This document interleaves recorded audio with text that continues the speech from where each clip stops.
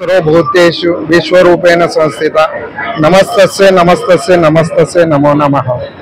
आज चैत्र प्रतिपदा गुढीपाडवा विश्वाच्या निर्मितीचा पहिला दिवस व वर्षाचा हा पहिला दिवस।